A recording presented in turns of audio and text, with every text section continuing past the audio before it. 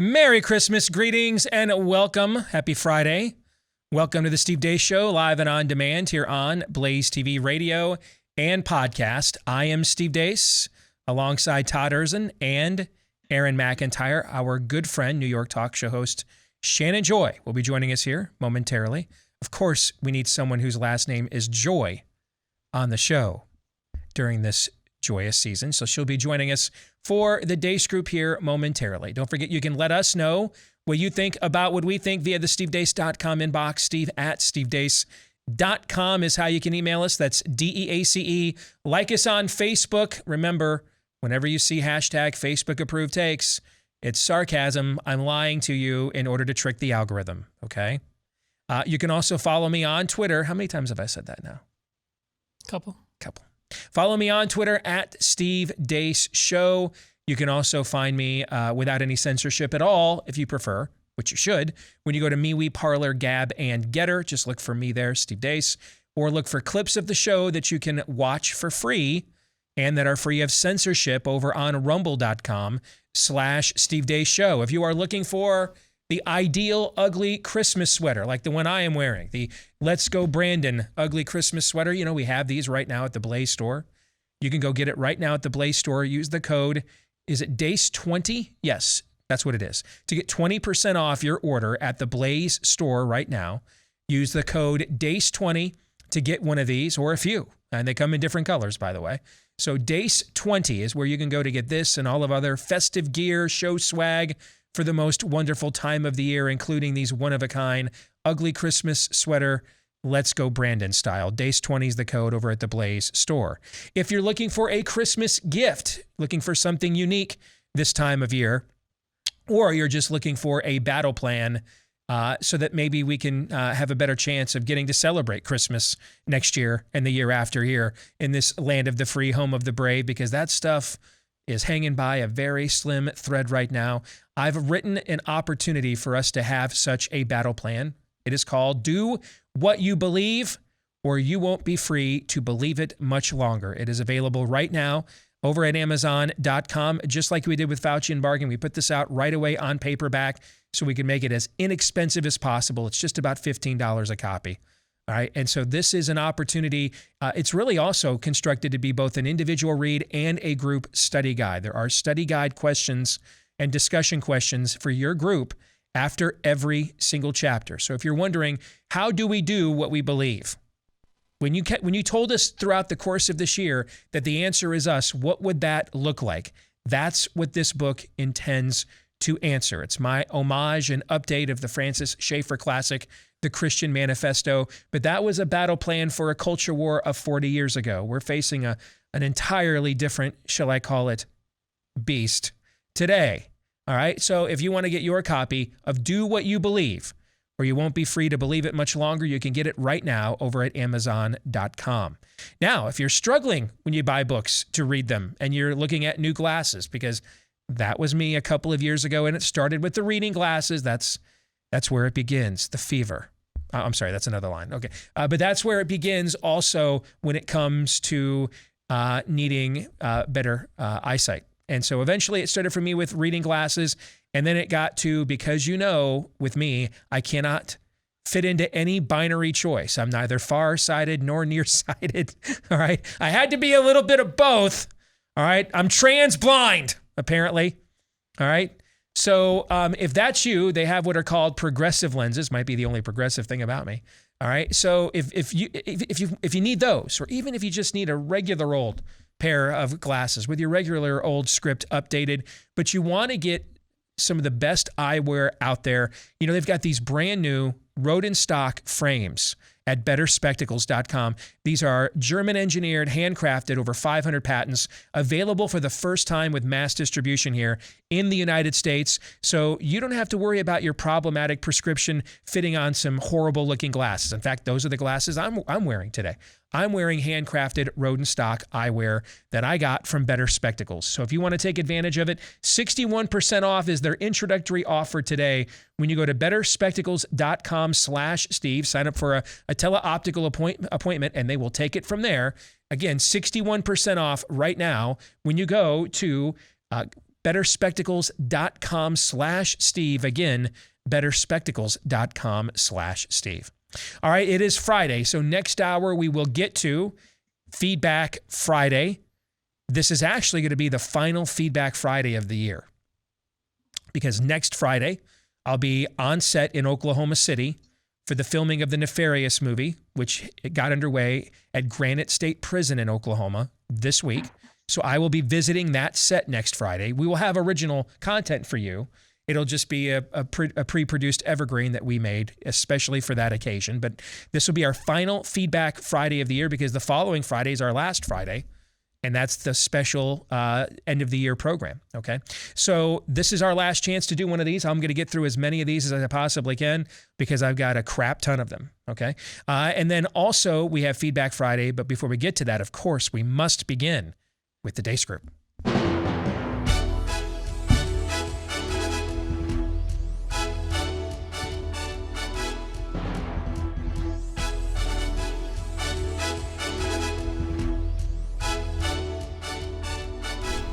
Your weekly look at the week that was. There she is, our good friend Shannon Joy. And then there's just like Todd and Aaron. All right, so let's get to your weekly look at the week that was. You're bored with them, as am I. Good to see somebody new on set, right? Hi, Shannon. How are you? Hey, guys. How we doing? Good. Good. And hope you're enjoying your tyranny there in New York. Let's get to it. Bleep Lord and Nefarious says.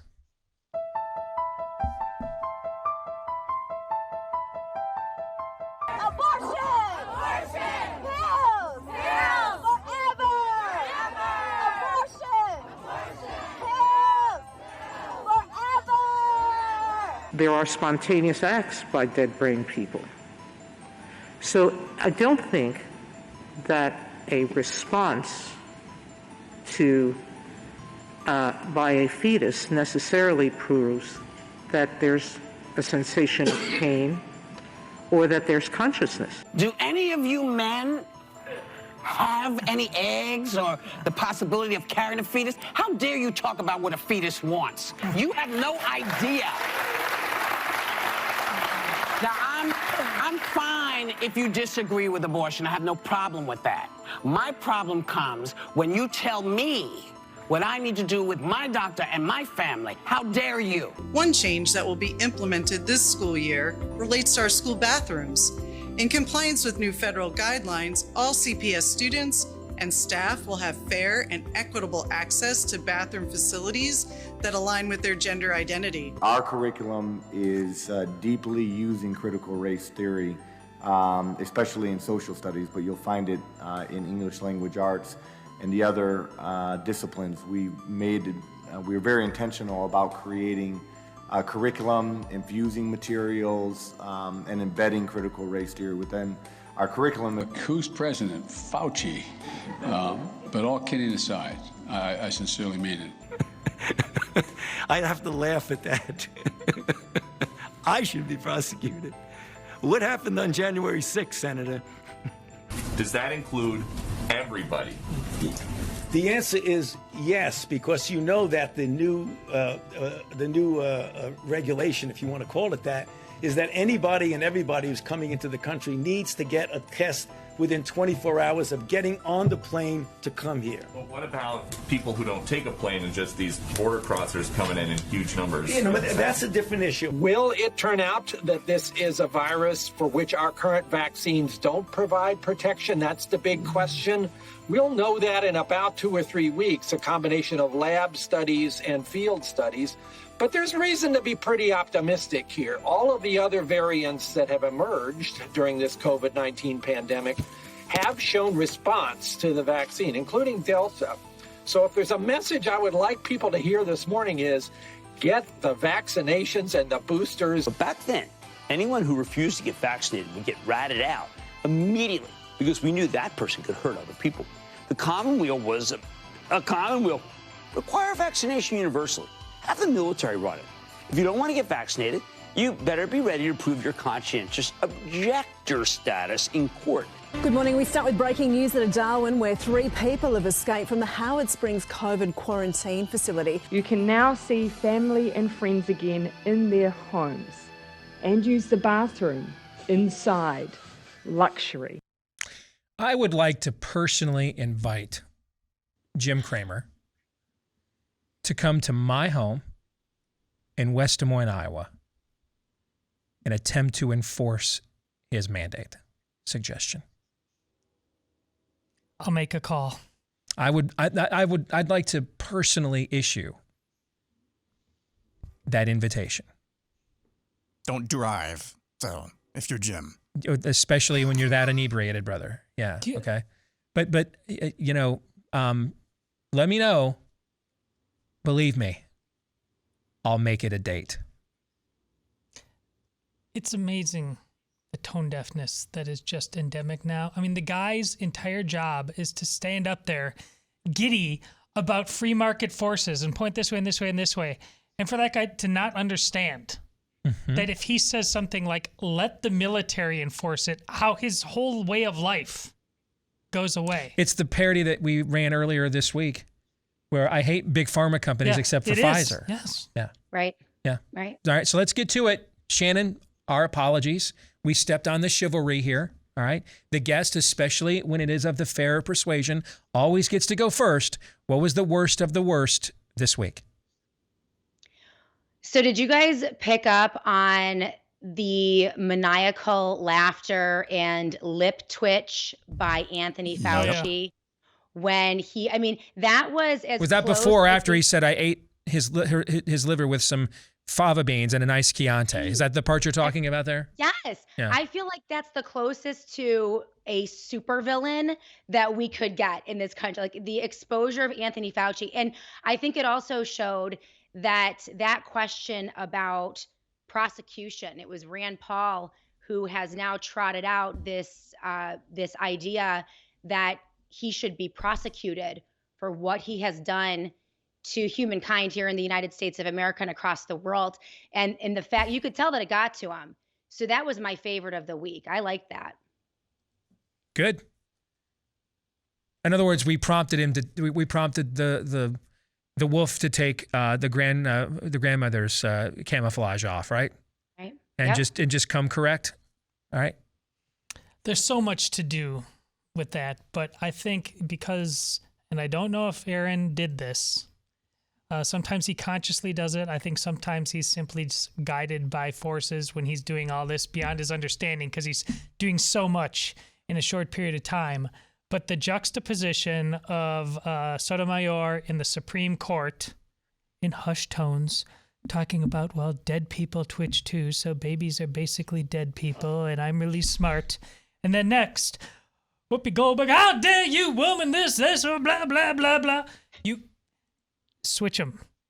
There's no difference. Put Sotomayor on The View, put Whoopi in the Supreme Court. Whoopi would hush down the tones, but say equally stupid things. Sotomayor on The View would be, remember when she said, yeah, I know. They say courts don't make law, ha, ha, ha, ha. I mean, there's no difference.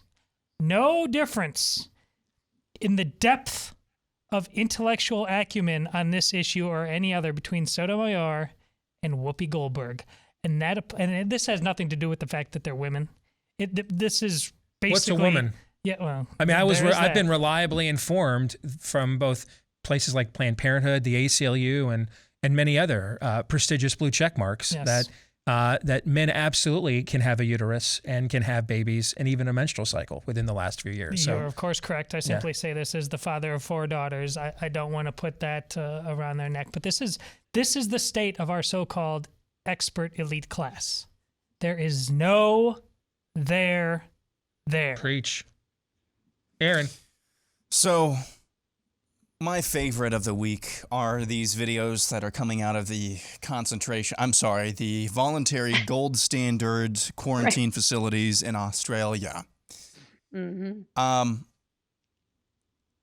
I wonder, now it's a little bit different now because these folks are able to have cell phones and internet access, I suppose. But I wonder what the conversations were around some dinner tables, around the bars, the bars and coffee houses and public squares back I don't know, 5, 6, 7, 8 decades ago. when, hey, that ghetto was just rounded up and I don't see anybody who I used to see around there now. Right. Because the same sorts of bargaining with ourselves and with others are going on right now. Like I said, it's a little bit different because we've got cell phones now that we can see inside these places. And I mean, I guess they're not, being marched to the gas chambers yet. But guys, it's not a voluntary quarantine facility if you have to scale a barbed wire fence to get out of it. I don't know. And yet there are so many people who are running cover, running flack for this. I mean, just go on Twitter and it's the gold standard. If that's the gold standard, I don't want to see what the silver standard is or the bronze standard is. That is just, that's freaky. So it's not at the level of the concentration camps right now. You can see how just, blink and a Thanos snap. You can see how fast, though, it could get to that level, and the same people would be chirping and saying, it's not like what you're seeing with your own very eyes, with your own two eyes, what you're seeing, what you're hearing is not really what's happening here. You can see how humanity, certain sectors of humanity go there very, very quickly. Yeah. It's appalling. It's absolutely appalling. It's freaky. It's disturbing. It's all the same premises. Yeah. Just because we have certain technological advancements that may permit this from, as you'd like to say, quoting, Spinal Tap getting dialed up to 11, doesn't mean we're not playing the same, we're not singing off the same song sheet here. You know what I'm saying? Just because you can't plug the amps in and go all the way with it with gas chambers and everything else, it's the same premise that is being operated from here. All right. We have them here in New York, by the way. That's why I said enjoy your tyranny. You've got you guys have, they're banning, hospital procedures and everything else. I mean, you got the story out of the UK. They estimate now it's over 700,000 cancer screens were lost last year with their lockdowns in the UK. In a country that size, that is a huge number. It is. Yes, it is. Let's get to the exit question. On a scale of 1 to 10, with 1 being Lindsey Graham's Liberty score at Conservative Review and 10 being Lindsey Graham's love for illegal aliens, rank this week's level of total depravity. Aaron? 10. 10. Shannon? 10. Wow. She's back. Baby. Perma 10. Hey, you guys. They just get crazier. The more we push back, the crazier they get. So yes. There's just no going back at this point. Yes. But that was the point of pushing back in order to expose that crazy, because there's a lot of Americans that have thought up until recently that this isn't real. That these sorts of forces and beings and ideologies are really not at work in the culture. All right, so let me, before we get to issue 2, remind you, if you are a pet owner, about Rough Greens. It's that little green powder of supplements, vitamins, minerals, nutrients that you put into your pet's food. And with that one little act, you have likely restored to your pet's diet all the good stuff that was taken out of the store-bought food before it ever left the factory. For the same reasons they do it with the people food as well.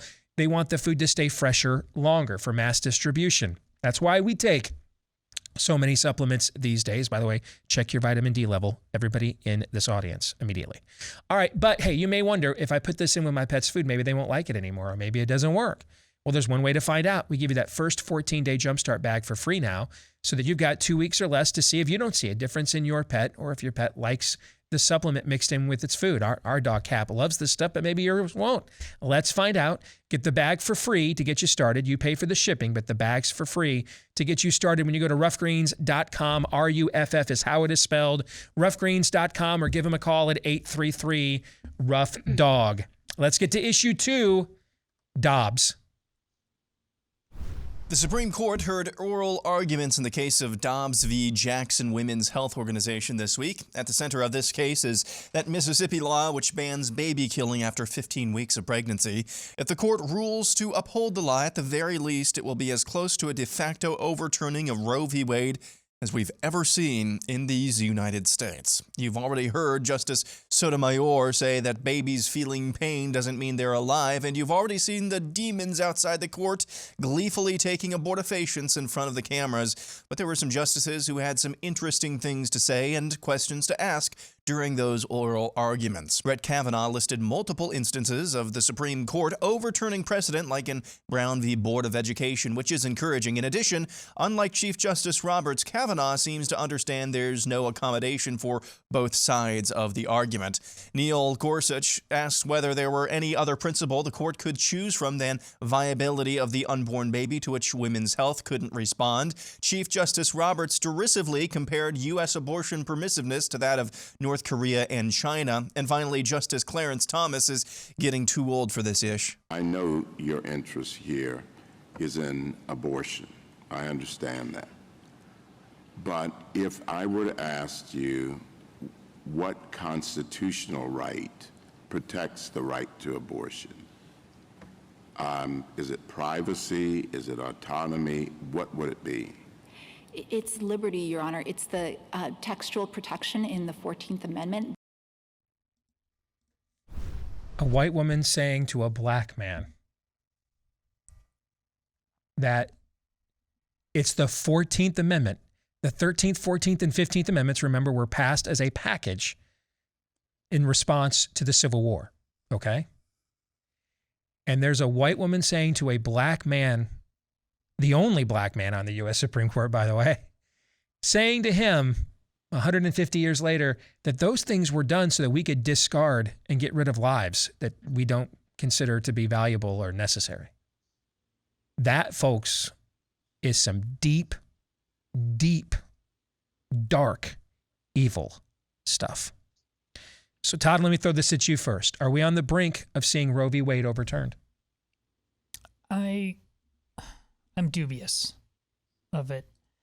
Listen, there's a part of me that thinks that this has gotten to a point that, set aside the morality of it, but the tactics of it, like the left on some level, once they get over the emotional temper tantrum of temporarily not getting their way, like tactically they'll realize this is actually good for them because it'll actually help turn some red states blue potentially. Mm-hmm. But there's too much Whoopi Goldberg in the minds of too many of these jurists. The absurdity that you just clearly laid out, Steve, that's game over absurdity. It's the kind of thing that John Marshall, back when he became, I believe, the third Supreme Court Chief Justice, he really strove for unanimous decisions because he believed that we're supposed to get past all of the nonsense, the absurdities, and as much as the Constitution should be an absolute. Yes, as much as we can. And it wasn't possible all the time, but they had a lot more 7-2s and things like that. It wasn't constantly 5-4, 5-4, 5-4. Well, the reason it is constantly 5-4 over and over and over again is because the Rube Goldberg absurdities that people do. I mean, you'll see when Whoopi Goldberg said, it's fine if you have a different position, but how dare you have a different position in this case because you're a man and you can't know what a fetus feels, and I'm a woman and I know what a fetus feels, but I also don't know what a woman is. Right. There were never any male fetuses that ever felt any pain. But there's never been a male fetus before, so a male fetus would have no idea what a fetus feels, really. Everything I just said is absurd, but that's what the smart set thinks like and talks like, and you know that is inside our current Chief Justice. You know that is inside Kavanaugh. God, please. Let me be wrong, and whatever comes, and even if it tactically turns into this new battle royal, I'd rather take a turn at that. But I need to see it with my own eyes. All right. Shannon, what do you think? So, I mean, this is complicated for me. I agree that there is going to be a battle royale over this. Eric Erickson is waking up in the middle of the night and feeling compelled to pray for Supreme Court justices. And on this issue, guys, my hackles are way up. I am sensing a much larger agenda here. The first question is, do we as conservatives want Roe v. Wade overturned, or do we want abortion to end in the United States of America? And we should start there before we hyper-focus on something like this that seems like it is purposefully being put out into the media in order to gin up the fight on both sides. And my question when that happens is always, well, what are they distracting us from? This Supreme Court is corrupt, in my opinion. I've done enough research. I've looked at enough of these recent nominees and judges that have been appointed to the Supreme Court. I don't believe that anything good will come out of the Supreme Court. They issue one bad decision after another, and when they do rule with us, it is always for the wrong reasons. And so I would not be surprised in the least if they overturn Roe v. Wade, but let's all admit that it won't matter. Overturning Roe v. Wade simply returns the issue of abortion back to the states, and abortion is so embedded in most of our states, including red states, that I can't see them changing course on a lot of this. I'm also concerned about the timing, right? We've just had multiple very good decisions from lower court judges federally across the United States of America on vaccine mandates and the unconstitutionality of these mandates. I could see the Supreme Court taking up both issues at the same time, throwing a bone to conservatives on Roe v. Wade, though it won't even matter in the long term, and ruling in favor of forced, coerced, or mandated vaccination by corporations or the government. And if that is the case, and our concerns about fertility and reproductive health in regards to these vaccines, which are very serious, if that's the case, it won't even matter. We won't need abortions in the future because we could have a situation where large groups of our population are unable to reproduce because of some of the long-term side effects of these vaccines.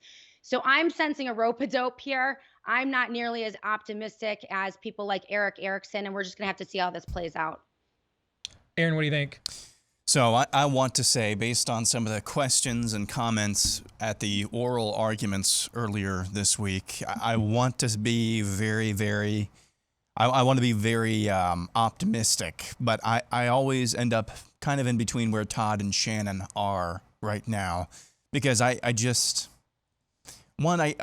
can't believe that this culture right now would be anywhere close to rolling back the greatest sacrament of the spirit of the age, which is child sacrifice and baby murder. I can't believe that this culture would be ready for that right now. I think, though, trying to remove emotion, trying to remove, though, as much as I can, all of the pessimism, rightfully that we have, I think the best case scenario right now is that this is going to be at least four justices want to overturn Roe. The fifth and sixth will either be Kavanaugh and Roberts or Coney Barrett and Roberts. And right now I'm thinking that Barrett and Roberts want to split the baby, no pun intended. I think the best case scenario that we can likely rely on is this getting kicked back to the states, which would be de facto be the biggest rolling back of Roe v. Wade that we've had in our lifetimes. You'll see, I don't want to say a majority of states, but we could have almost, I would say, upwards of 20 states in the next 5 years. If this is upheld, 20 states in the next 5 years that have de facto outlawed or banned baby killing, which is a lot of lives saved, guys. I don't see how you can look at that with anything other than thankfulness and optimism. Not perfect, but it's a lot better than where we are. To the exit question, we're almost out of time here. So quickly, if the future of baby killing in America after this Supreme Court opinion were a Journey song, which Journey song would it be? A, separate ways will be battled on a state-by-state basis. B, any way you want it, baby killing on demand remains in all 50 states. Or C, who's crying now? Baby killers ball because it's banned everywhere. Aaron. A. Todd. A. Shannon. A, I guess. Okay. I'm going to agree, yeah. All right. We will tisk the season a little bit more as we head to the second half of our weekly look at the week that was. So stay tuned for that. That's coming up here in just a moment. We'll continue with the Deace Group here on the Steve Deace Show next. Built Bar delivers every single time. Take it from me. I just delivered myself one again during the break. All right, that was a terrible segue.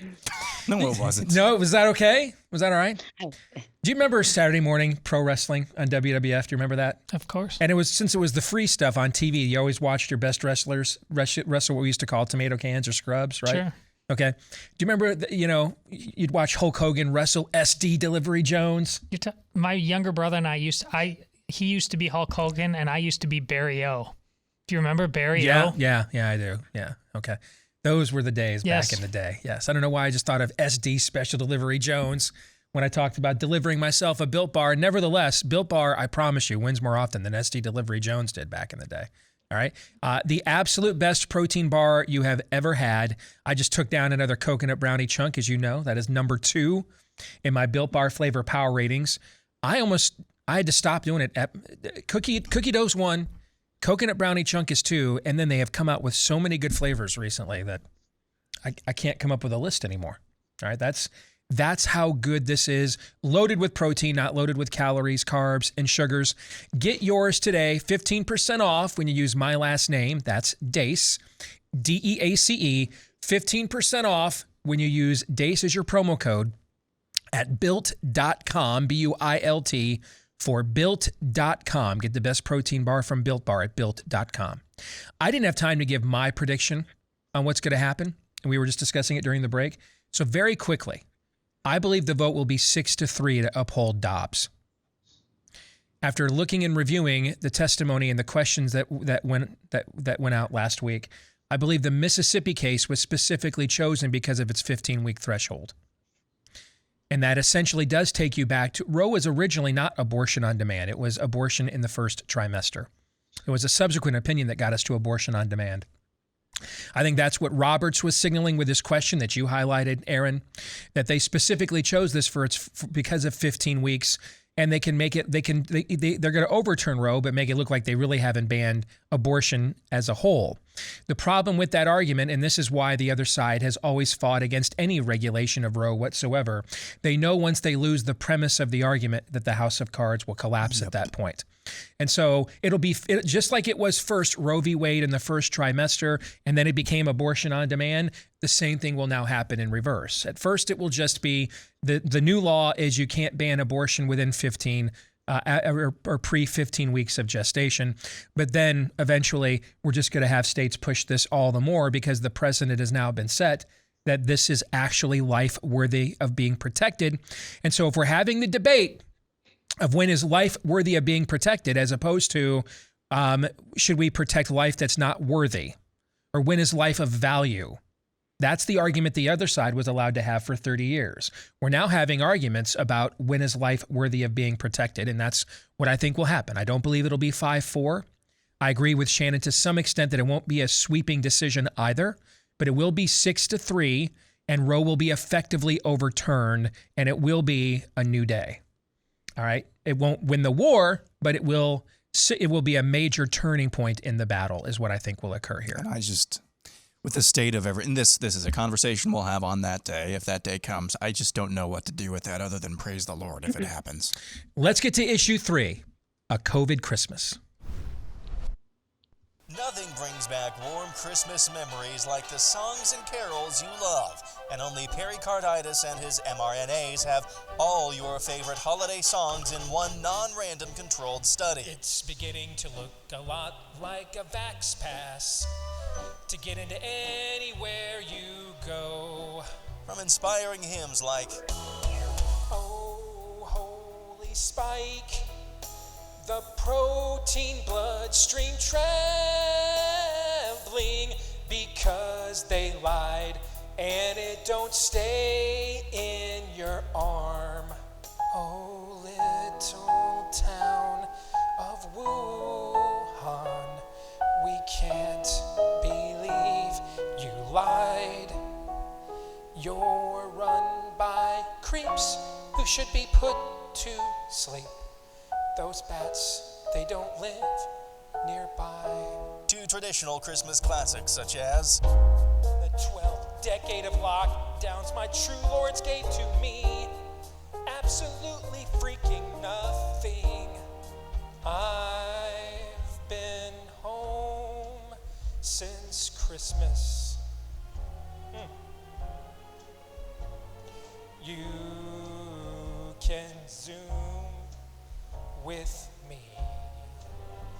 your kidneys to the people far and near. Do you fear remdesivir? Then there's those funny novelty songs to lighten the mood. Grandma got run over by a chromo.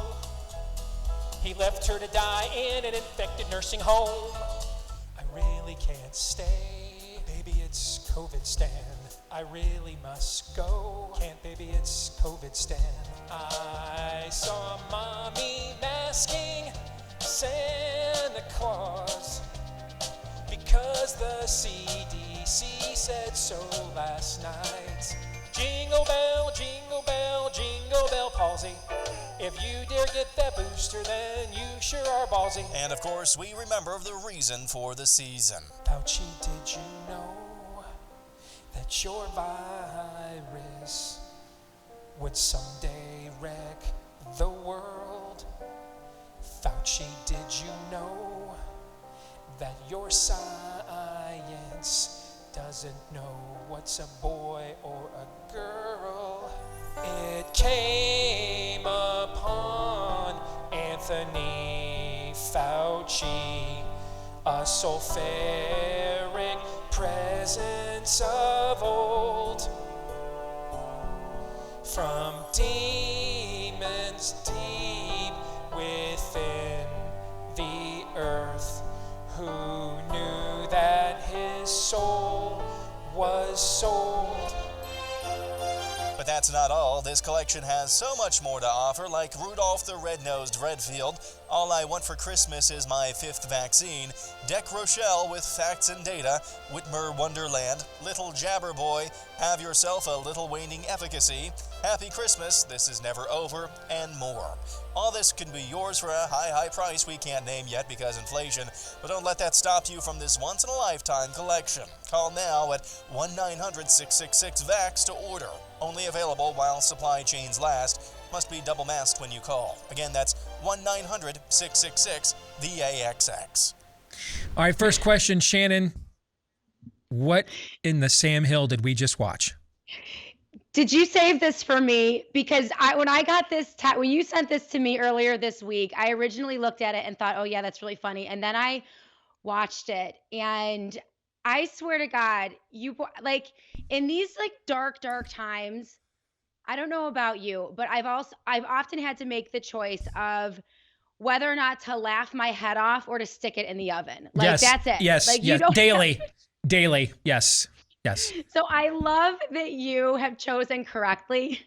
Your Christmas spirit is just so on point, and there is so much Christmas spirit in you that I was dying. And if you saved this for when I was on, then I feel really, really special because that was one of the funniest things I've ever seen in my entire life.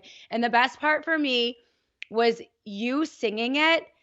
I mean, it's just perfect. I cannot wait for the sequel or the follow-up or whatever they call it. I want to buy one.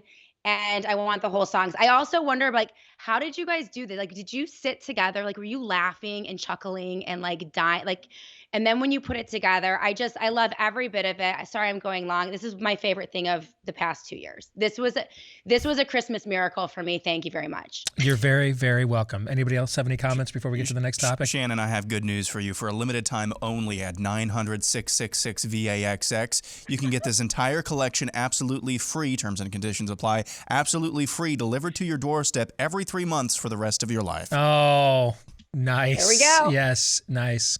All right, let's get to our kicker topic. Issue 4, naughty and nice. If you got to put one political figure on one apiece on Santa's naughty list and his nice list, who would it be? That's why I said figure. It can be an elected official. It does not have to be. It can be just somebody associated with the political world. All right, but a political figure. Who would it be? Todd, I'll let you go first. On the nice list, I'm going to put Marjorie Taylor Greene. Oh, dang it. Oh, really? Same thing? That's... And on the naughty list, they're both on the good guys team. On the naughty list, I'm going to put Chip Roy. These are counterintuitive things, but listen, she's clearly just a sassy, I don't give a rip gal, but she's using all of that for good. You know, it's that classic joke, if we can only harness that energy for good. I mean, this is the time for people like her. We don't have time for, I don't like your tone. She's just like, bleep you, bleep you, bleep you. It's beautiful. It's a symphony. And then Chip Roy. It's a symphony. It is. It is. But we need way more people like that on our side. And I mean, Shannon Joy. You know, I still don't know what the controversy is about here. And you know why I don't know? I don't care. Yeah. Because whatever it is, I know it doesn't threaten the future of my kids or my way of life. I know that. And I've said it about Chip Roy. You know, he's found that part of him that's like lighting things on fire. He has given 0 Fs. Yes, that's true. Aaron? I think for me, I mean, what kind of naughty are we talking about here? Because Lindsey Graham is always on the naughty list. But I would say I'm feeling you, dog. You get that? Yeah. No. Was that a mic drop? That was a mic drop. Yeah. I would say there's nobody right now. Now, these things always change. There's nobody right now who consistently looks and sounds and talks like one of us, and who votes and actually acts behind the scenes like the other side, and like really like the other side. It's Dan Crenshaw. That dude is on the naughty list, and he might actually be on the naughty list for the same reason Lindsey. But I'll just say it. The dude is a snake. I'm sorry. He's just a snake. He always votes to screw us, just like every GOP establishment figure I have ever seen. It's just that he's got a really cool eye patch. On the nice list, since you did MJT, I'll do Lauren Boebert, because she's kind of along the same vein. I don't really care that she made some joke about Ilana Omar. I do care that she tried to call her to apologize. I thought that was really weak sauce. What, actually. she did? She did. Yeah, and she hung up well, on. then I'm doing MJT. Okay. I didn't hear that part. Yeah. Shannon, go ahead. On the nice list. I mean, she's still hot, though. She's still hot, though. I'm sorry, Shannon. I forgot there's a woman here. Go ahead, Shannon. Go ahead. Because we know that's the most important thing. Yes. Yeah. So on the nice list, Ron Johnson. He is the highest profile elected official who is bringing awareness to severe vaccine injury. Yeah, he's done phenomenal. Yep, agreed. Very dangerous. And so he's on my, I can't believe no one put Donald Trump on the naughty list. And I have to do this because when I innocently brought it up like 3 or 4 years ago, I got my face ripped off by conservatives. But yes, indeed, he is in Jeffrey Epstein's little black book. And yes, he was on the Lolita Express, according to testimony in the Ghislaine Maxwell trial. So Trump is on the naughty list. Is that it on that one? I think that's it on that one. Okay, let's get to predictions. Todd. Kamala will eventually be forced to resign as vice president, and Anthony Fauci will be promoted in her place. I love the crazy voices. Are you just starting a new series of Left Behind novels? Or did you have the same stuff Jim Cramer had? I'm with you on the first part. It's very clear they are deconstructing her. That's pretty clear that that's going on, right? Okay. But the second part, that is a Nikolai Carpathia level move right there, bro. Yep. Okay. And I love it, actually. Yes. I absolutely love it. All right. Aaron, go ahead. Iowa will keep it close in the first half, but they'll lose by 2 possessions. Oh, you mean Saturday night in the Big Ten Championship game? From your lips to God's ears. Shannon, go ahead. So I'm going to predict things that I actually want, and I predict that I will have a cameo in A Nefarious Plot, the production. You know what? If we can get you to move out of that sorry state and to a place where there might be a modicum of freedom, like, say, Oklahoma, where the movie is currently filming, I happen to have an in with the producers. I'm one of them. And I could potentially make that happen. Those are my terms. All right? All right. Get the hell out of that blank hole called New York. All right. Okay. Speaking of Oklahoma, my prediction is Oklahoma football will go full Nebraska in the SEC and not win another national title in college football in my lifetime. That they are going to be one of the redheaded stepchildren here. That in 5 or 10 years, we're going to think to ourselves, what the hell happened? I mean, that was one of the greatest programs of all time. And they're in a no man's land. They're going to recruit the exact same regions against schools that have been recruiting that region all the more. The whole Texas thing that they have done so well with for decades. Now every school in the SEC is going to be recruiting the hell out of Texas with Texas and Texas A&M there. The competition is about to amp up severely. They don't have the natural in your own backyard zip code recruiting base that a lot of these other national powers have, just like Nebraska. So I don't know that they will, have, losing seasons continuously. Although they were, 3-9 with the John Blake the season before Bob Stoops arrived. But I think they're in trouble. And I think Lincoln Riley sensed this and then had the chance to go to USC where he basically just got the same job with a different shade of red.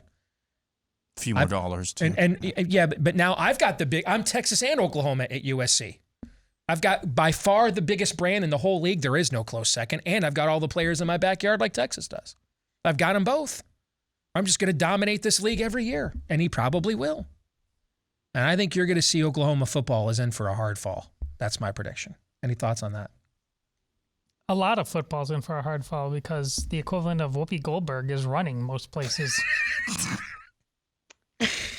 Oh, Shannon, always good to see you, and have a great Christmas, great holiday. We love you. All right. God bless you. Okay. Hey, you too, guys. Bye-bye. You Merry bet. And get the hell out of New York. We keep saying that because we love you. All right. Next hour, we'll get into Feedback Friday, and you guys hold me to this, okay? I've got to get through as many of these as I can. All right. And that can't mean like 4 or 5. You really want us to hold you to it? Yeah. We've got to let the people have their say because this is the last time we're going to do this year. All right. Okay. And we've got a crap ton of them. Okay. Okay. So we'll do that when we come back. Stay tuned. And greetings. We're back with Hour 2 live and on demand here on Blaze TV, radio, and podcast. Steve Deace here with Aaron McIntyre, Todd Erzin, and all of you. Let us know what you think about what we think via the SteveDeace.com inbox, which you can access by emailing the program, steve@stevedeace.com, DEACE. Like us on Facebook, follow us on Twitter at Steve Deace Show. And then look for us as well where they don't censor us on MeWe, Parler, Gab, and Getter. Get clips of the show that you can watch free of censorship for free when you go to rumble.com/Steve Deace Show as well. And if you are a podcast listener, we thank you so very much. Please, if you have not done so already, leave us a 5-star review if you like us, of course, and hit that subscribe or follow button, whatever is the case, on wherever you choose to podcast from. And thank you to all of you that have done those things for us already. You've got about 360 places in your body called joints, from the top of your neck, right down your vertebra, your back, all the way down to your feet, where inflammation can seep in. And as we get older, even if we are active, in fact, sometimes, ironically, the more active you are, the worse that inflammation can get, okay? So if that's you, and it's me because I'm getting older now too, all right, and you're looking for an all-natural anti-inflammatory that will help deal with the inflammation that is likely the cause of your chronic pain, check out our friends at Omega XL. It's not simply backed, even though that should be impressive enough, by over 30 years of clinical research. It's also backed by over almost 2 years now of my daily usage. I can personally testify to its effectiveness, which is why I recommend you give it a shot as well. And they're offering you buy a bottle, get a second one for free today. So a little BOGO action when you go to omegaxl.com/Steve. Again, head over to omegaxl.com/Steve or give them a call at 800-844-4888, 800-844-4888. All right, are we ready for some Feedback Friday? Let's go. All right, I'm going to get through as many of these as I can because there's a lot. Okay, and I even put them in order. Okay. Should we set a line, Todd? What's the line here? 9.5. Is that too high? That's going to be tough even if I zip through, but I'm going to try to hit. How about 6.5? 6.5, okay. In an hour? Yeah. Oh, we're definitely, he's going to get over 6.5. That's what he's going to do. But all right, I'll put the line at 8. 8, okay. I'll take the under. Todd, you got to take the over then. I am taking the over. All right. I'm going to insist on it. Let's begin with Vicky Gasinski. She is in the great state of Florida. Our family just suffered the death of a family member, a sister-in-law, who entered the hospital in Michigan due to COVID pneumonia a few weeks ago. They refused to try any medicines we know will work and even refused monoclonal antibody treatment for her. They gave her remdesivir, of course, and put her on a ventilator. She was not vaccinated, so they basically just let her die. We are heartbroken, as she was a wonderful, God-fearing woman, a great mom and wife of 40 years. We did not know she was sick until they had already taken her to the hospital, or we would have gotten some real medicine to her. Once she was in the hospital, family was not even allowed to visit her. Please keep getting the truth out. This is medical murder, and it has to be stopped. P.S. My wonderful doctor is losing her job because she refuses the jab. This is just insane. It is insane. And I mentioned a few days ago, the guy who did my roof this summer finally contacted me after 11 days of symptoms, and I got him in touch with Molly James over at Ivermectin Ken, C-A-N, ivermectinken.com. And he texted me this morning. Wow, man, thank you very much. I'm feeling so much better, right? earlytreatmentreport.com, ivermectinken.com, pushhealth.com, flccc.net, flccc.net, myfreedoctor.com. Those are just a few of the resources. If you aren't sure you have natural immunity from a prior infection, please, if you live within northern seasonality, go to one of those websites today, and have your prophylaxis ready. Do not put your faith in these vaccines to stop you from getting infected. Do it today. And whatever you do, stay the hell out of the hospitals with COVID. I'm talking like, if I stay in my home another 30 seconds, I'm dead. Anything short of that, stay the hell out. They won't treat you there in many of those places. You're going to have to do this yourself unless you know specifically a doctor or a specific medical facility that will actually do early treatment. Whatever you do, check your vitamin D levels, have your prophylaxis, do whatever you can do to stay the hell out of the hospitals with COVID.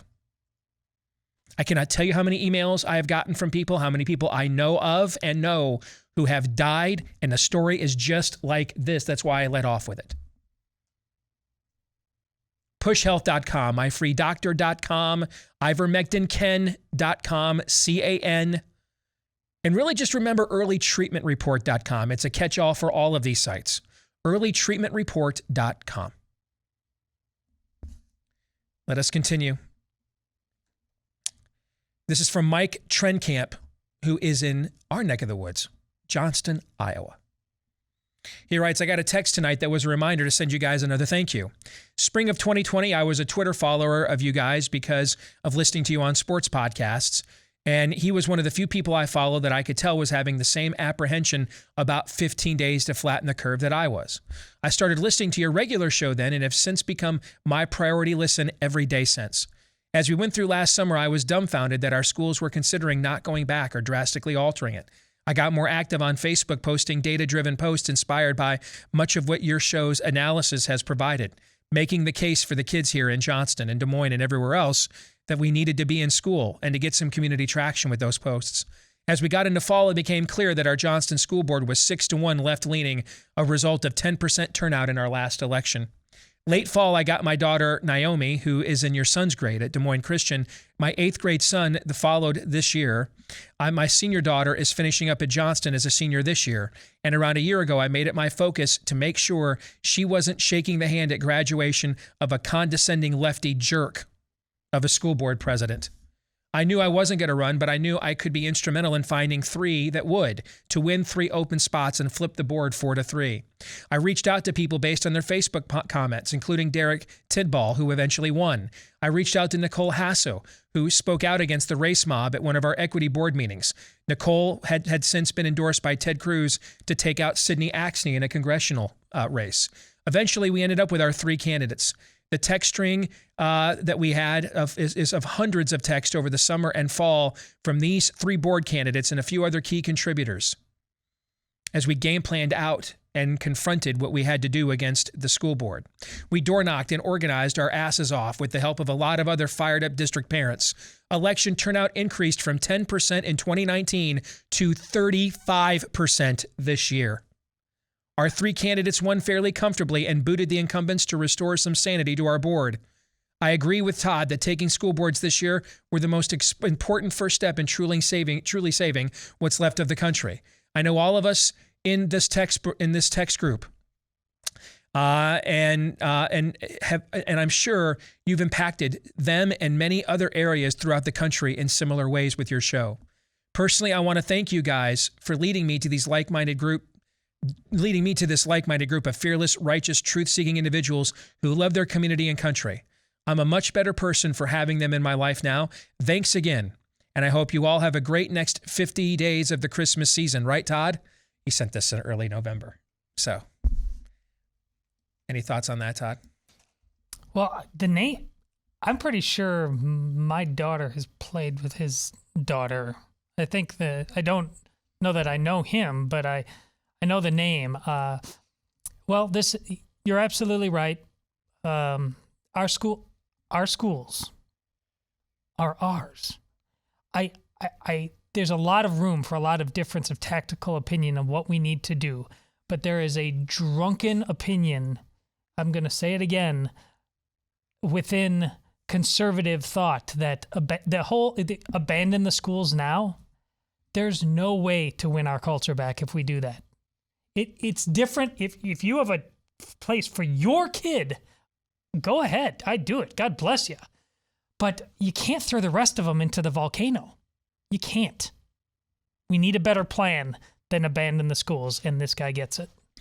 Evan writes, one subject I thought your listeners would like to hear is how they can know if they can trust their doctor, if they are unsure whether to get COVID vaccinated or not. Many people have had a primary care physician for many years and believe they can trust them. The easiest way I have found whether to know if a doctor is thinking for themselves or not on this subject is simply to ask them this: who are you not recommending to get vaccinated?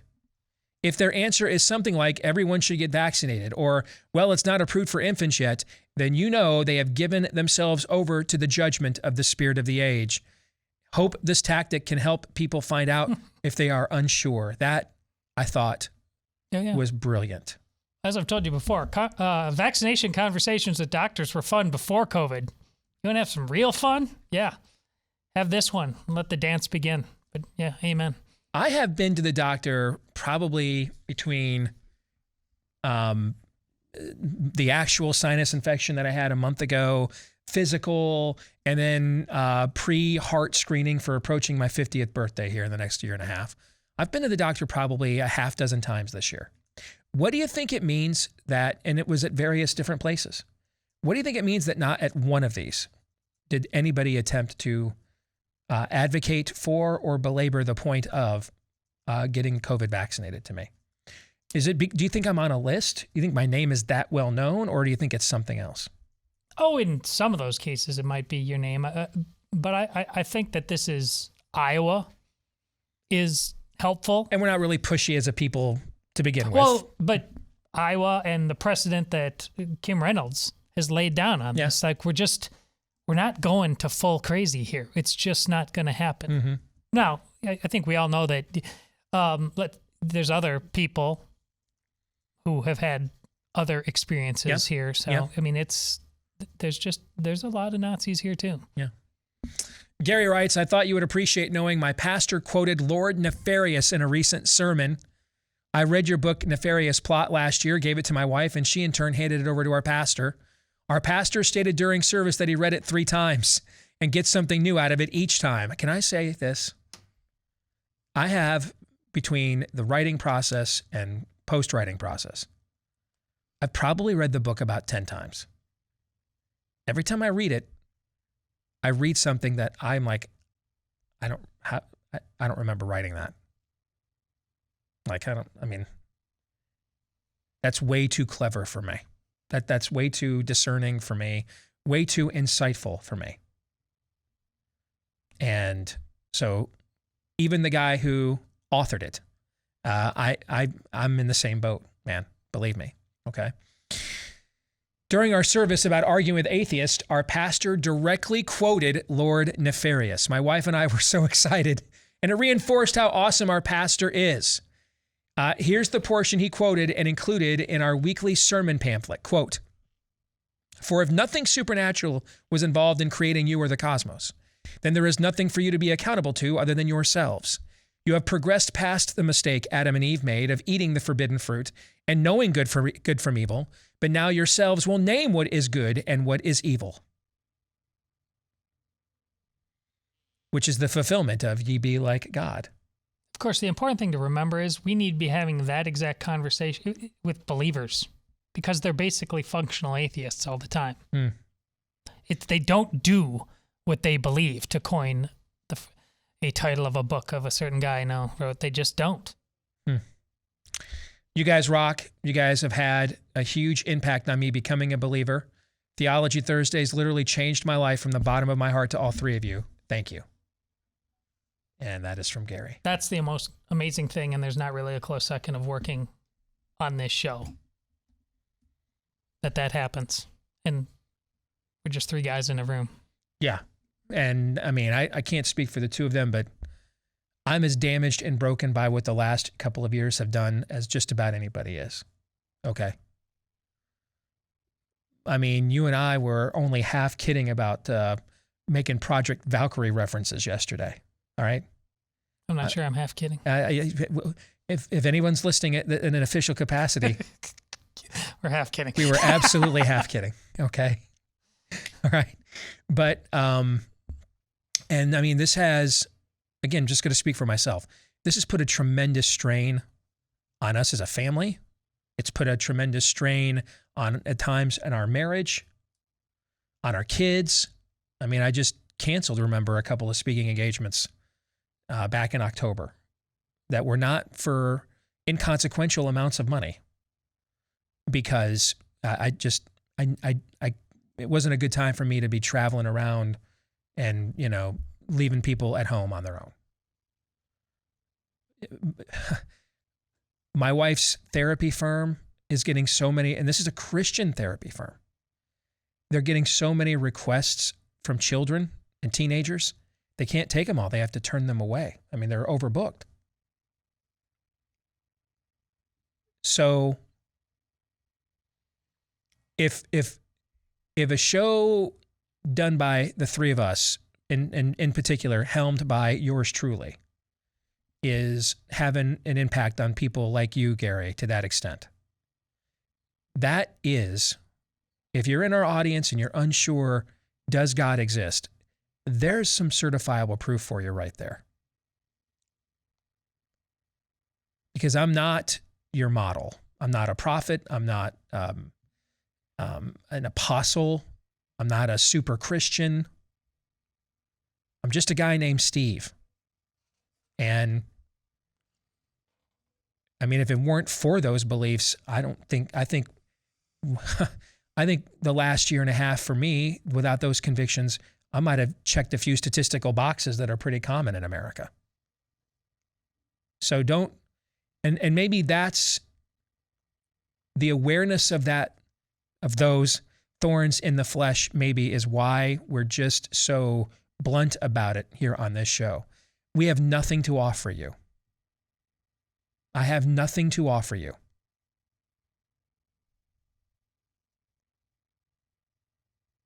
Except the truth. That's all I have to offer you. I can't, I'm not rich. I'm not famous. I have nothing else to offer you other than the truth.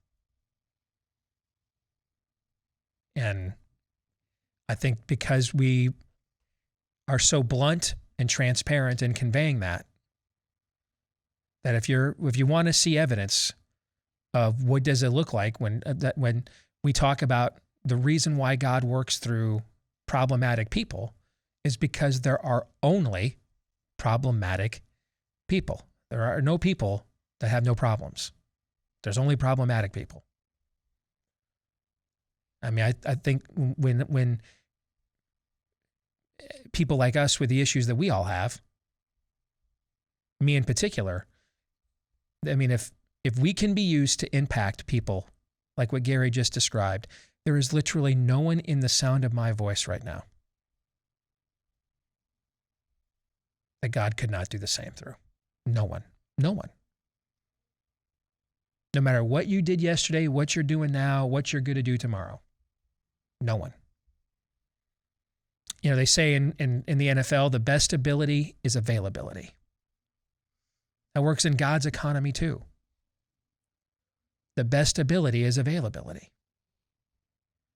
It's not about, Isaiah didn't say, you know what, Lord, let me clean myself up and then I'll volunteer. The Lord said, whom shall go? Whom shall I send? And Isaiah, just as he was right at that moment, just as he was, raised his hand and said, here I am, Lord, send me. Well, wait till I stop doing this or stop thinking like that or stop acting this way. No, here I am, send me, just as I am. I hope that encourages everybody listening. Scott Vincent in Nashville says, I want to get your opinion on this. Now that teachers unions, school boards, administrators, and some teachers have been exposed for pushing a radical agenda, and now that concerned parents and conservative-minded people and parents are getting involved in their children's education, how do we make real effective change? It's one thing to expose radical agendas of local school boards, but the fight cannot end there.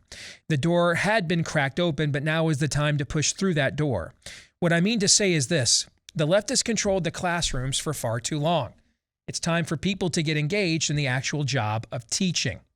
Here's my thought. We need people on the inside. Now, here's what I like about this. He's thinking subversively. See, this is one of the big tactical disadvantages we have because we've had cultural hegemony until this generation over America since its inception. I mean, this is a country founded by Christians for the purpose of advancing the Christian faith. Go read the Mayflower Compact. They were pretty explicit about that. And so notions or variations of that theme have permeated all the way through everywhere you go. That's why we had the 10 Commandments posted in every schoolroom. That's why you've got Moses bringing the 10 Commandments, depicted at the U.S. Supreme Court. Okay? That's what laws of nature and nature's God means. So we're the first generation of Americans that aren't the majoritarian default any longer. And so we've got to learn a lost art here. What he's about to articulate, this is the way Christians actually did culture war for 1,500 years before Plymouth Rock. Subversively. We were the outsiders. We had to subversively infiltrate structures. Can you guys think of, has there been anybody in our culture that's been doing that here in the last generation or so? The bad guys? The bad guys have been, yeah. They've been doing it. And did it work? Yes. Yeah. And you know how you know it works? Christianity's been doing this for 1,500 years. Is Christianity still here? Yeah. So it works, right? Wise as a serpent, innocent as a dove thing, that subversive thing works, does it not? And so the enemy's like, man, I'm going to get a piece of that. He started doing it.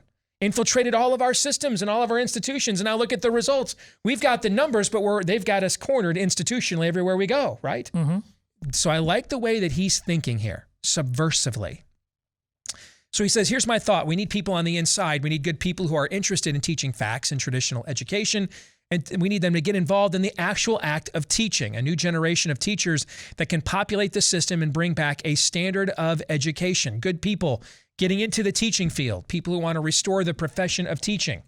We may have exposed the disease at the school board level, but the rot of radicalization within the teachers still remains. Obviously, this will take time, but to me, this is where it begins. Therefore, at 50 years old, I'm considering a career change. I am contemplating a move into the teaching profession. I hold both an engineering and history degree, plus I have a lot of years of common sense living under my belt. I feel like I, and people like me, could be effective educators. Additionally, I feel like it's always been a calling for me. I've considered it many times before, but never acted. And now I'm hearing the call even louder. I'd love to get you guys' opinion on this. What do you think? Is this a classic Daniel in the Lion's Den or David and Goliath story? Again, that's from Scott in Nashville, Tennessee. I just want to say, I'm all in if you feel called to do this. Do you know what changed American public education more than any event in the last, other than Brown versus Board of Education, obviously, when we got rid of segregation, okay? But other than that, no singular event changed, pardon the pun, the scope of American education in the last 100 years, more than the Scopes monkey trial did. That was one substitute teacher acting subversively to violate your home state's ban against teaching Darwinism in the schools. With the expressed written consent, I shouldn't say consent, intent, the expressed written intent of generating a court challenge. He did it on purpose. It was done for this reason, via the ACLU, to provoke the outcome they were hoping to get, to put the curriculum in the system on trial. Now, he lost the case, but the media and everything else that was done as a result of this lost the war. It not only changed American education overnight, one teacher acting subversively on behalf of the other place, but a lot of what were then known as fundamentalist Christians, a lot of that Christian church was so embarrassed by that episode and marginalized by the way it was represented in the media and in the courtroom. The attorney for the other side, Clarence Darrow, absolutely annihilated William Jennings Bryan in that trial. That the church essentially just stopped engaging the culture. It was marginalized. Post Billy Graham, it got rebranded as evangelicalism and started to use modern methods of movies and television and radio to try to get back into cultural engagement. Again, that's one of the reasons, other than just, providential blessing, there were such huge crowds for Graham. This was the first time that fundamentalist Protestantism had gone above ground, mainstream in the culture since Scopes. That one Tennessee teacher acting subversively for the bad guys that trial changed everything. Who knows, brother, maybe you could do that for the other way. Here's the thing, though. This isn't what I want to make this point clear. Here's what subversiveness is not. Go there, teach their ways and their methods, and then just try to personally be buddies with the students and get them quiet one-on-one. And then, just when it's safe, go ahead and share. Nope. Don't do that. Did Scopes do that? No. Did he do at my house, we'll study that you came from apes on Tuesday nights at my house? Is that what he did? No. No. Opened Origin of Species up right there in the classroom. So if you're going to play that game, play it to win it. You want the smoke.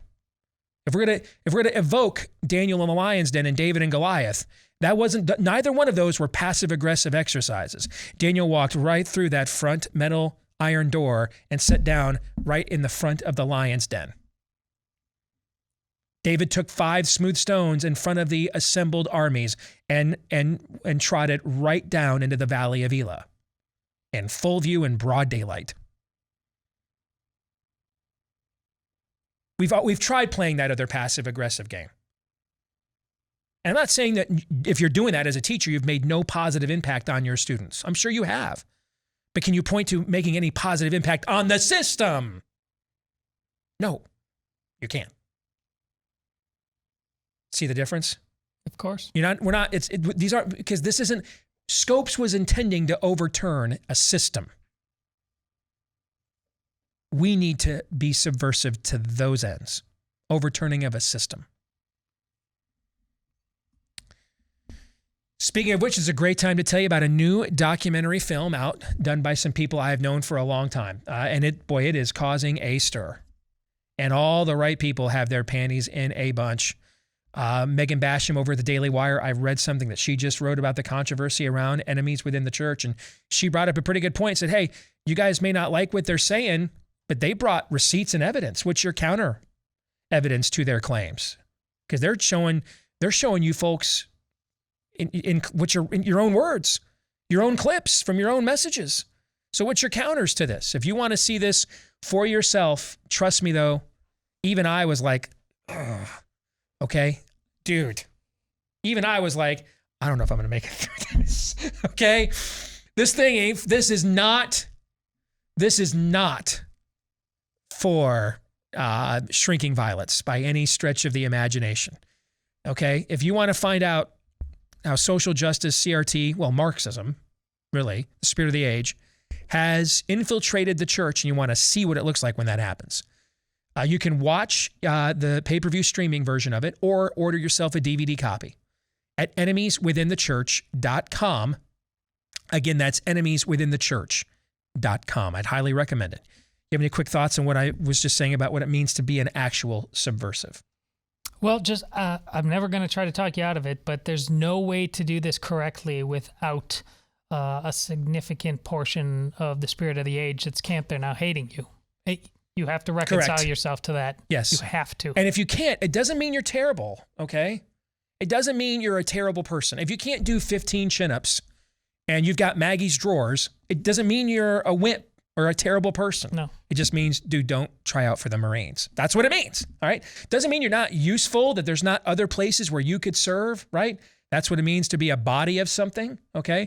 But understand what the stakes of subversiveness when you attack a shibboleth of the damned like this, what they really are. And if that's not you, or that's not the game that you were put here to play your game, but don't try to then play this one. That's all we're saying, right? Yep. Okay, we'll come back. A little bit more Feedback Friday here when we return. Stay tuned. You know, we hear so much talk about variants, masks, vaccines, but very little about, living a healthy lifestyle. And one of the things that helps with that, better eating habits, particularly because the largest immune system in the body is found in the gut. So take care of it with our friends over at Brickhouse Nutrition. Unlike other superfoods that other people offer, they offer you real USDA organic fruits and vegetables. These are packed with antioxidants that support heart health, metabolism, blood pressure, digestion, plus they're pre and probiotic as well. So if you want to take advantage of this product, I use it on a daily basis, would highly recommend it. They've got an assortment of flavors. Mix it in with any water-based drink, stir it up. I throw it in often sometimes with a packet of sugar-free Hawaiian Punch, for example. All right. So go to BrickhouseSteve.com, and with that one little act, by the way, you get more fruits and vegetables in that one glass than most Americans get maybe in a day, if not longer. BrickhouseSteve.com is where you can get 15% off your first order today. BrickhouseSteve.com. Get 15% off when you use the promo code Steve at checkout. Again, BrickhouseSteve.com for 15% off with the promo code Steve. All right, let's get back to some Feedback Friday. Rose writes, I love your show. I love the truth you guys bring, even when it hurts. Here's a truth that I believe we should all hear. Todd always talks about getting involved with your school boards. I would also like to add, know your teachers. Recently, we had a parent-teacher night for the first graders before they went on stage for their Thanksgiving play. As I spoke to my daughter's teacher, we got on the subject of parents. I told her about my mother-in-law. Her philosophy is, I work all day. My time was my time. If my kids need help with homework, I would ask them, didn't you learn this in school? I never helped them with homework. All they wanted was me to give them the answer. My kid's teacher wasn't surprised by this revelation. Instead, she told me that she had received multiple notes asking why the kids had homework. She told me they asked why did they send their kids to school for 8 hours a day just to come home and do work at home. This is just more proof that the problem here is us. The problem is the generation before. I am 38. My first grader is my last child of 5. My mother-in-law will be 65 in February. All those who email you saying that the boomer era isn't the problem, tell them to please explain how we got here then as a society. She feels entitled to money. We paid her property taxes for 3 years now, and we pay her electric bill every month. It still isn't enough for her. All that she ever cares about is how much money the government is giving her. I live here in a deep red county in Texas. Last year, almost all the residents voted for Trump. If people like this live in an area like this, we are probably doomed. It's only going to come down to the minority of people like me and others who push back against this stuff.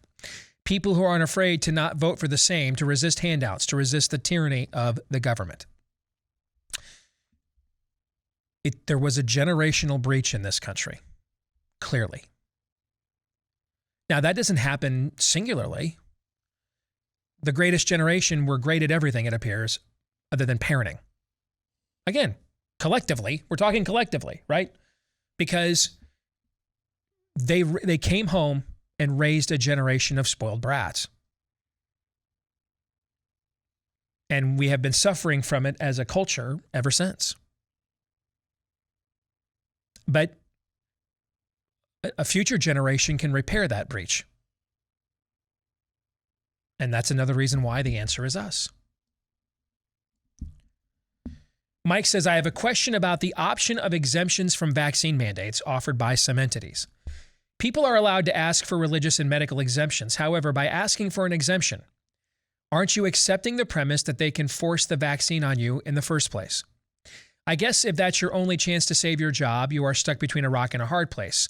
What about the American exemption? The one that simply states, I'm in America. And as an American, we have the right to tell you to stick your vaccine where the sun doesn't shine. Is that a concept that is so foreign now, it is obsolete? I think, Mike, we have to live in the world as it is, not as we want it to be. And let me tell you what that doesn't mean, though. We never get the world we want to be by just living in the world as it is. We have to live in the world as it is, but we cannot just live in the world as it is. Meaning that when you build an underground railroad, are you going to rescue every slave? No. No.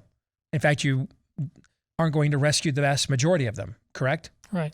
But you still build an underground railroad in order to save as many as you possibly can, right? Yes. Now, what are you doing above ground? Above ground is where you are attempting to get the world to where you want it to go. Pardon me. That's where you are attempting abolitionist policies. Just a second here. I got a little something. Pardon me, a little Marco Rubio moment there. So underground is where you just do the most good you can do because of what the state of the world is. But above ground is where you attempt to change that. And you do them simultaneously. It's not, am I an abolitionist or am I helping the Underground Railroad? It's because I'm an abolitionist, I'm helping with the Underground Railroad. And because I'm helping with the Underground Railroad, I'm advocating for abolition. See what I'm saying here? Mm-hmm. So below ground, where things are being fought on a one-on-one, the Underground Railroad was how one-on-one. Can I get this slave out of bondage to freedom? One-on-one. That was a one-on-one transaction. Can I get myself exempt from this tyranny without losing my job? Can I get my family exempt from this tyranny without losing my job or, maybe my life, given the quality or lack thereof of this product? That's being fought at a very granular level, correct? Mm-hmm. Now, can you ultimately win that way? No, you'll get run over.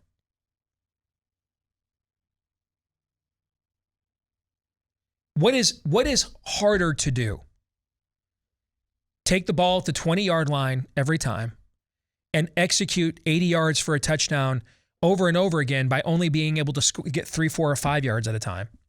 Or have an offense that, maybe once or twice can drive down the field, but get you the other 2 or 3 touchdowns you need because it has the ability to go 30, 40, 50, or 60 yards down the field. Well, the latter, right? Mm-hmm. Because if it's the former, you've got to execute so well over and over again, it just shrinks your margin for error. And the odds are against you. Maybe one week you'll do it, but every single week, can you pull that off? No. Get the analogy I'm making here? Yes. So on a granular level, throw everything you have at this. Every exemption, everything you can find if you want to exempt yourself from this. And what I mean by granular or molecular is you as an individual household, as a family. But at the macro level, that dog ain't going to hunt. At the macro level, we have to call the question along the lines of what Mike is talking about. Where do rights come from? So like at a granular molecular level, charities and pro-life ministries like Save the Storks, reaching individual women and showing them individually the ultrasound that is a child, that can save on a one-on-one basis a lot of kids, right? Will that end abortion? It hasn't. No. We have to win that argument at a meta level. Same point I'm making here. It's not and or it's not either or, it's and also. Use the exemptions and every tool in your toolbox to exempt yourself from this tyranny. Every act of civil disobedience, defiance, etc. But on a meta level, we have to call the question. The Biden administration is talking today about now we use vaccine passports after the first year for domestic air travel. Is there any evidence that any of these things work at all? No. So why hasn't that been proven in a court of law? Well, I don't know. Are we even asking that? I mean, it's the same case on the life issue. Did we have to wait 30 years to ask the question? Hey, when's a life begin? Could we have answered that question the day after, Casey? Yes. The year after it? The decade after it? The 2 decades after it? No, we waited 3 decades after it to do it. We didn't have to. We just did. But that's how you win the meta argument. You call the question. And that's what you're advocating, Mike. And I'm all for it. But in the meantime, absolutely use the exemption process to get as many people through the under-vax railroad as you possibly can. Anybody want to add to that? Well, you can't even blame, take Democrats, progressives, liberals, whatever, totally out of the equation. To Steve's point about how much work you have to do, Republicans, when Steve and I were kids, in order to go to school, you had to go to the dentist. You had to do forget vaccination even. You had to do these things. They played part of that game that built up this kind of default notion. And this has a lot to do with the previous question as well about parents. Listen, we're in the tough position of saying, calling parents domestic terrorists is terrible. This does belong to the people. But you're absolutely right. There's just a lot of bad parents out there too. So that's why it's so easy for even Republicans to go to this default nanny state kind of thing. So yeah, I agree with you philosophically, but most Republicans would say, total depravity only affect Democrats? Yeah, exactly. No, otherwise it wouldn't be total. Would it be Democrat depravity, right? Yeah. So total depravity means it affects who? Total, everybody. Yep. All right, before we finish this up, let me remind you, if you want to get involved in the real estate market during these unprecedented times, make sure you go in with an agent who will stand by your side, take charge of your situation while remembering that ultimately you are the one in charge here, and who, by the way, comes with a, verified track record of success.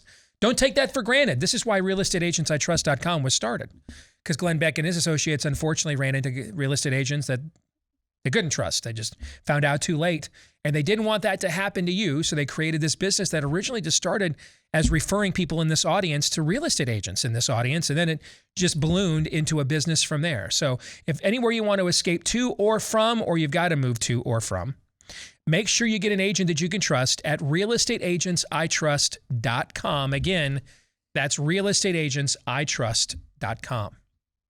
Susan writes, I've struggled to encourage my husband to stand beside me in the fight against tyranny in a country that once knew fascism and is far more socialist than not.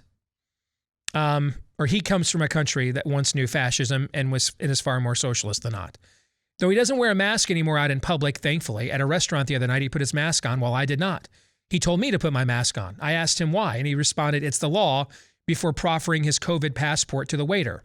After we watched the cover-up special you guys did last month, I said masking is just an outward symbol of our compliance, and with the threat of mandatory vaccination, I would not be compliant with these lies. He was distinctly uncomfortable and said this is Italy, not America, as if to say my protestation is invalid or impossible here. Sorry, they were visiting this country. It was the other way around. Okay. Austria and Germany are restricting the unvaccinated, and there are whispers that Italy may be considering the same as early next week, because the last time these three decided to isolate people, it turned out really well for everyone. So I pressed on and asked my husband, if they decide to lock down the unvaccinated, will he accept it because it's the law? You see, he is vaccinated. I am not. How do I kindle the aversion to authoritarian overreach that is the American birthright? His placidity, wow, good word, to this, I believe, is culturally related to his Italian roots. But I don't know how to reach him, because when I speak of it, I think he only hears a nagging wife. Our rebellion against tyranny is the legacy of our forefathers that we grew up learning. How do you instill that in someone who never learned or experienced another way of governing? Susan, what you've stumbled upon is why I pointed out we failed to bring democracy to the Middle East. Because it's not a system. It's not a plug and play. and just put it in a different port, change the language to Italian or Arabic. It's because it's a creed. It's the Chesterton line, America was the only country ever founded upon a creed. And if the old world understood, Susan, what we in the new world take for granted as a birthright, we wouldn't have been the ones saving them from cultural annihilation. We would not have been the ones liberating them. They would have been liberating us, right? Mm-hmm. So I'd give you 3 encouragements. Number 1, as much as you can possibly avoid coming across as nagging, do it. Men hate it. Hate it with a passion. Unbridled passion. Most men would rather you cheated on them than nag them. Straight up. That's how much we hate it. 2, that being said, asking questions about what will you do if they do this to me? What will you do if they come to me? Brings the point home for him, maybe in ways that, given his traditions and legacy, he had not considered, where it's just kind of theoretical. And now that, oh, they might come and grab my wife and take her away. Now that stuff hits home really quick. And 3rd, women always have ways of constructively encouraging men. And I'll leave it at that. Anybody want to add anything else? So I just want to be clear. These are Americans visiting. She's an American. They're living in Italy. I misread the beginning of the note. They are not just visiting. They're living in Italy. He's Italian. Yes. Yeah. Wow. Well, listen, I don't. Part of it is like moving back. Like there's a point where your tension within each other is almost a moot point. Like, what if I decide to visit North Korea right now, like with a sports team or something like that, and decide to like start burning my bras? Am I going to be shocked that I get out of that poor guy and end up not coming back with my life? Here's the thing: we're not taking the right actions a lot of times. We got to start moving with our feet. I think that's the main. Why are we living here? That's a conversation you need to have. Same thing. Steve just got done talking about it with Shannon in New York. Well, that's really going to be it. Because sitting here and talking about the oppression when we could be living somewhere way more free, that's what we need to be thinking about. How do you instill the sense of rebelling against tyranny in somebody who wasn't brought up that way?